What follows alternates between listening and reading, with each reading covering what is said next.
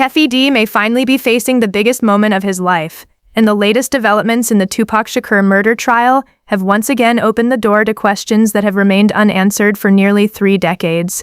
Jurors have now heard shocking recorded audio involving Duane Keffe Davis, and prosecutors believe those recordings could be extremely important to their case. But this story is much bigger than one recording.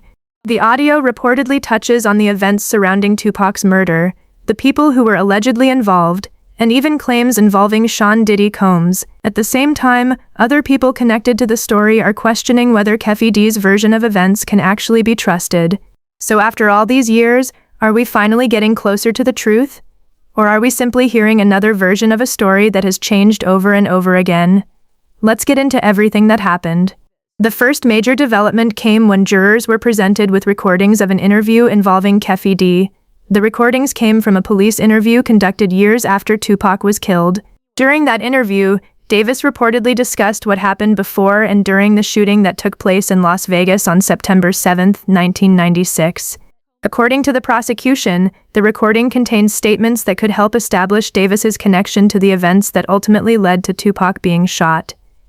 But one particular part of the recording immediately attracted attention.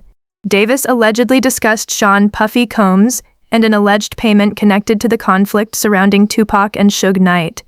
For years, allegations have circulated that Combs was connected to an alleged plot involving Suge Knight. However, there is a very important distinction that cannot be ignored. Combs has denied involvement in Tupac's murder, and he has not been charged with Tupac's killing. So while his name has appeared in allegations and discussions surrounding the case, that does not automatically establish that he was involved in Tupac's death. That distinction is extremely important because the jury has to separate allegations from evidence. And the prosecution is now asking jurors to look closely at what Davis actually said in those old recordings. According to the account presented in court, Davis described the events leading up to the shooting and allegedly explained how his group became involved. The prosecution's theory is that Davis knew what was happening and played a role in the chain of events that eventually resulted in Tupac being shot. One of the most important details involves the weapon. Davis allegedly described handing a gun to his nephew, Orlando Anderson, before the shooting.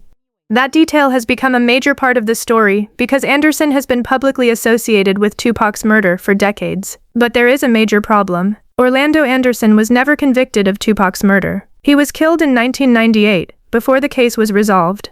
And now, with Davis on trial, the prosecution is presenting the jury with a story involving people who can no longer come into court and give their own version of what happened.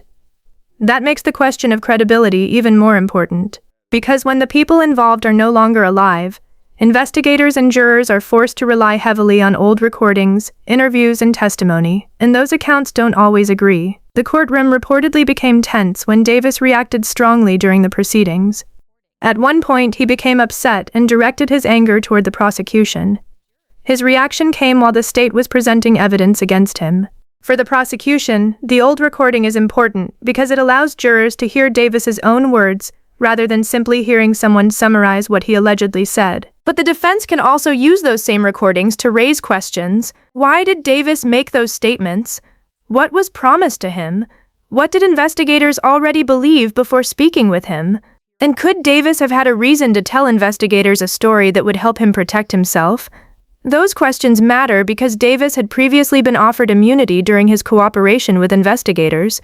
The prosecution has argued that the agreement was later affected after Davis went public with his story through interviews, a book, and other media appearances. That means the jury isn't simply listening to what Davis said, they also have to consider the circumstances surrounding those statements. And this is where the case becomes even more complicated.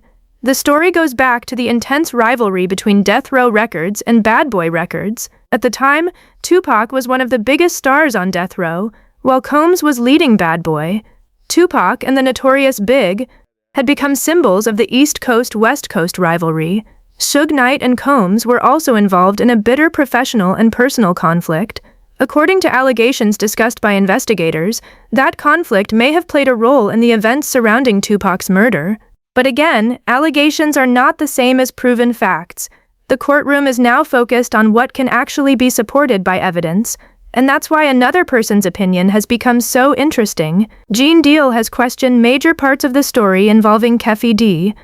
Deal has spoken about his experiences around the people involved and has expressed doubts about some of the details attributed to Davis. One of the issues he questions is the story involving Von Zip and the weapon.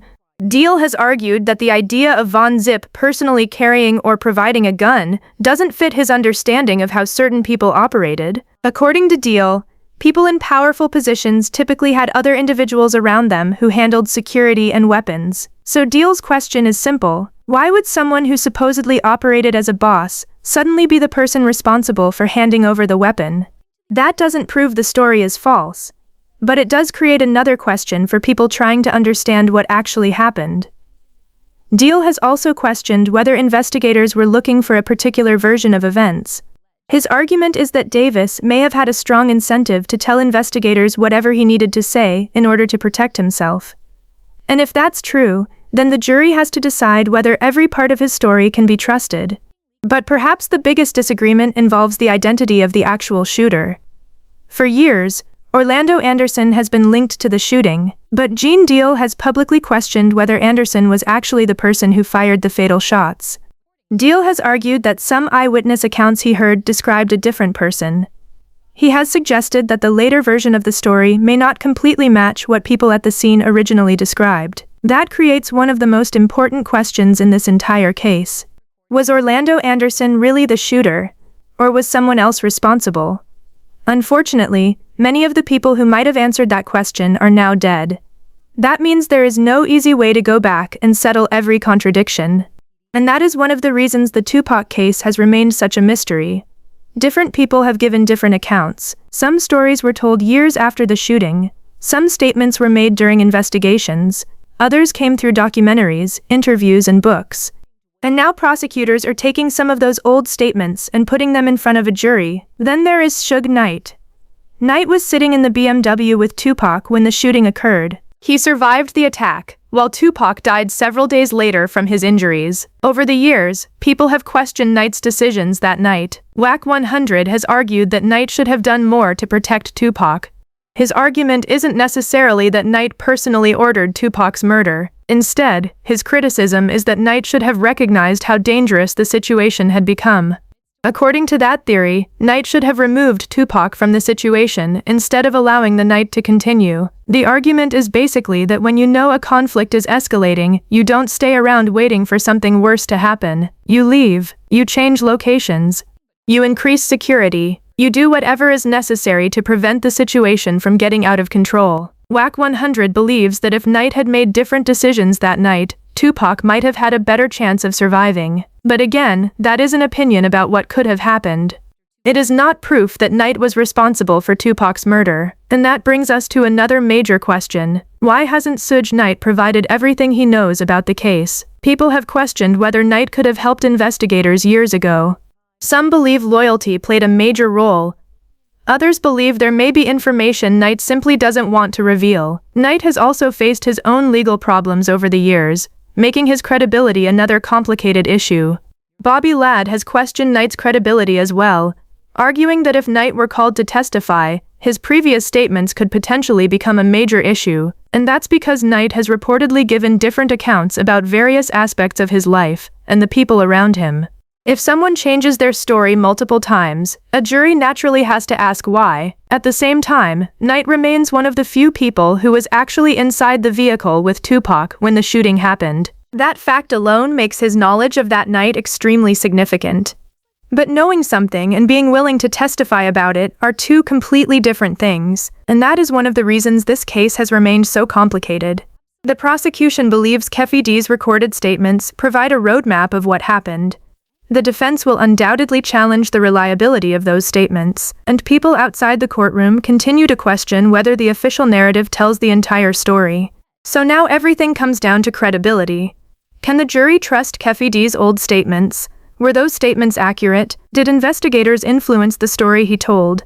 Was he protecting himself? And were there other people involved whose roles have never been fully established? These are not small questions. They go directly to the heart of one of the most famous unsolved murder mysteries in music history. And there is another important point that people need to remember. Just because someone's name appears in an interview does not mean that person is guilty. Just because someone makes an accusation does not mean the accusation is true, and just because a theory has been repeated for decades does not make it a fact. The jury has to look at the actual evidence presented in court. They have to determine which statements are credible, which evidence can be trusted, and whether the prosecution has proven its case beyond a reasonable doubt. After almost 30 years, the Tupac Shakur murder case has entered another major chapter. Keffe D is now facing the courtroom, old recordings are being played for jurors, and long-standing theories are being questioned from multiple directions. The biggest mystery remains the same. Who actually ordered the attack? Who provided the weapon? Who pulled the trigger? And did everyone involved in Tupac's death ever truly get identified? For years, fans have searched for answers. Now, the courtroom is finally getting a chance to examine some of the evidence behind those answers. But whether that evidence reveals the complete truth or simply creates another chapter in the mystery remains to be seen. Because after nearly 3 decades, the biggest question surrounding Tupac Shakur is still the same: who really killed Tupac? And perhaps even more importantly, how much of the story have we actually been told?